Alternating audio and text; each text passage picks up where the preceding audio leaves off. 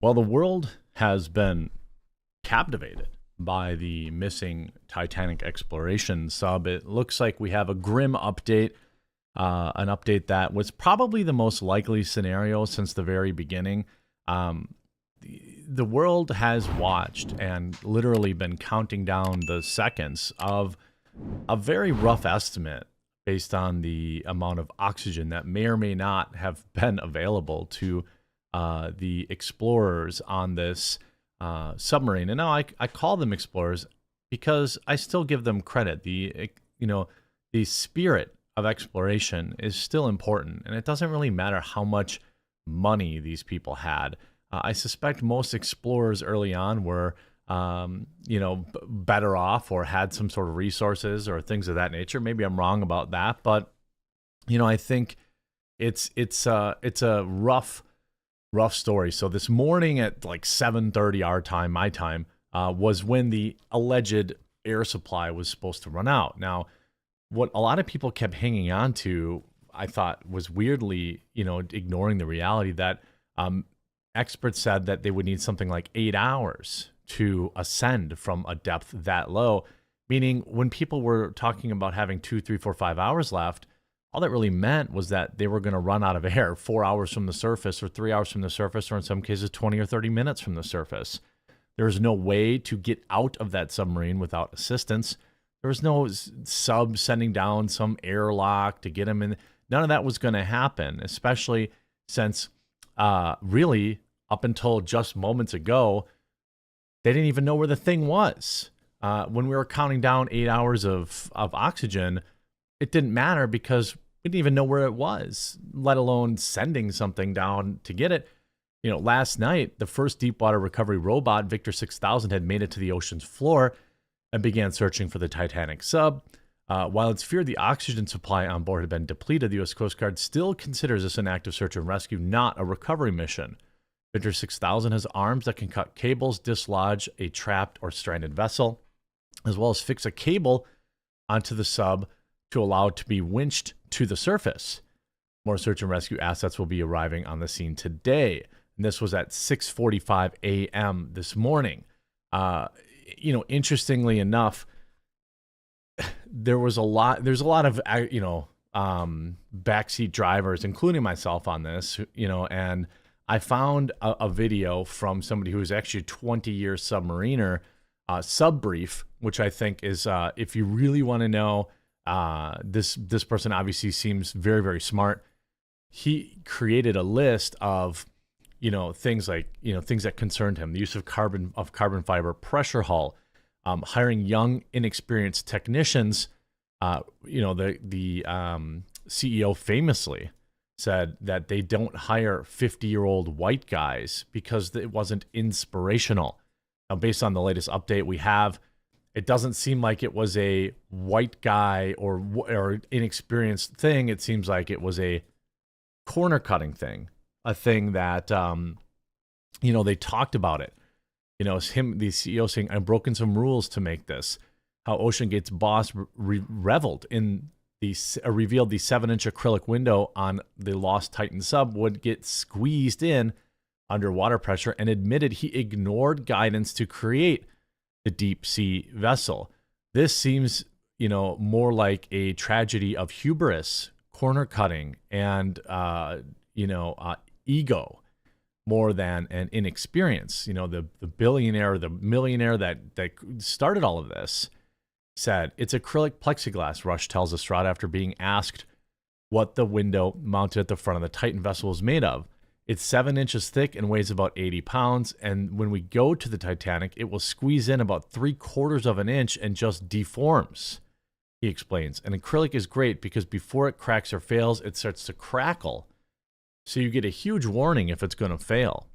The video then shows Rush giving a tour of the submarine's interior. "Typically, when we're in the dive, you'll have 2 people sitting here by the window, 2 people behind them, and the pilot back there at the rear of the vessel. So it's quite a bit of room. First thing we do, 1 button so it doesn't detonate," he says, pressing a small button mounted on the wall. As he does, monitors inside the craft flash on. He talks about all sorts of things of that nature.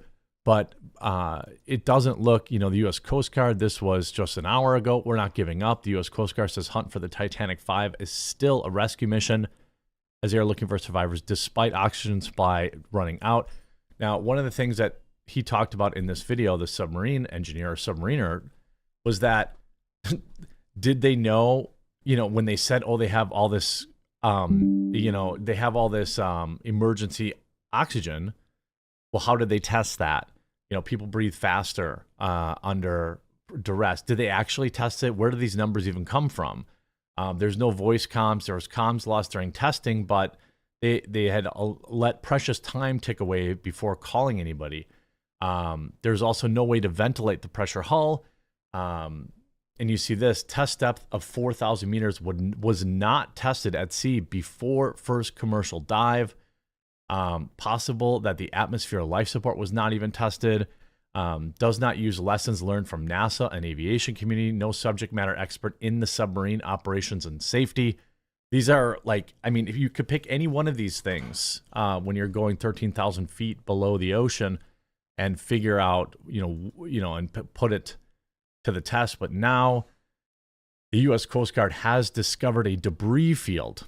And this is probably the sub, I'm guessing. I'm guessing that it had a major hull collapse, probably on descent. They've been, and this is going to sound kind of morbid, but that scenario is far better than them sitting at the bottom of the ocean, slowly running out of air. The fact that they have a press conference set up, that means they must be reasonably sure that's what it is. You can see the Coast Guard has scheduled a press conference for 3 p.m. Eastern in Boston, Massachusetts, following the announcement that an underwater debris field had been found in the search of OceanGate's missing Titan submarine, which vanished Sunday with 5 people on board. The Coast Guard is scheduled to hold a press briefing to discuss findings from the Horizon Arctic's remotely operated vehicle near the Titanic. It said in a press release about 5 hours ago. The Coast Guard said the Horizon Arctic's ROV reached the seafloor and began the search for the missing sub. The Titan submarine vanished Sunday morning with 5 people on board. OceanGate CEO Stockton Rush, French mariner Paul Harvey, British businessman and explorer Hamish Harding, Pakistani businessman, and his son. The Titan lost contact with its surface vessel, the Polar Prince, around 1 hour and 45 minutes into the dive on Sunday, about 900 miles east of Cape Cod. Now I believe that is when the catastrophic hull failure happened. The Coast Guard has announced Thursday that the debris field was discovered within the search area. Experts within the Unified Command are evaluating information added. Underwater remotely operated vehicles were deployed Thursday morning to search the floor. Coast Guard said earlier that Canadian vessel Horizon Arctic had deployed an ROV that reached the seafloor. And this is, basically, when you have debris, that means it didn't get stuck down there. And, people end up not breathing. This thing imploded. You see, if you look some of these videos, if you're watching my screen, this is what this is like a train tank implosion. This is what the, rapid depressuring looks like. You'll see, if you watch slowly, that's likely what happened to the tank. I know it's wild, but that's what it looks like. An instant collapse. The whole thing about hours of oxygen left, I don't think that it mattered. Now they say this person is tweeting that it is pieces of debris belonging to the lost submarine, indicating an implosion. So, this is a very, just a mess. You have, weirdos celebrating because these people happen to have money. You had, a CEO that looks like they cut all sorts of corners to make this happen. And then you had some, explorer spirits on there who, I'm hoping got to see the Titanic before the implosion, but who knows? This is just a complete failure. People talk about, obviously, all the all the the risks, the corners that were cut. Who can really know? A lot of people talk about, oh my God, they used a $30 Logitech controller. I mean, doesn't our military run, drones with Xbox controllers, or something like that? Maybe that's fake. I don't know. I feel like I read that somewhere. It's not uncommon to have off-the-shelf technology used in very important issues. Sometimes it's just not worth re-engineering something. But if you watch Subbrief's video on it, you'll see that there was, numerous issues, corners cut, numerous issues with the sub, that all of which, having outdated LCD screens, that doesn't really matter. People really focusing on all sorts of things. I think in the end, what mattered was the hull. They had some sort of structural failure. Perhaps it was the glass, the plexiglass. No one will really know. I know it sounds morbid, but I think it's probably better this way than have them sit on the bottom of the ocean and run out of oxygen. I guess I don't know if they recover it, if they even bother recovering it. I don't know how that works, if they could figure it out. But this looks like the end of the search.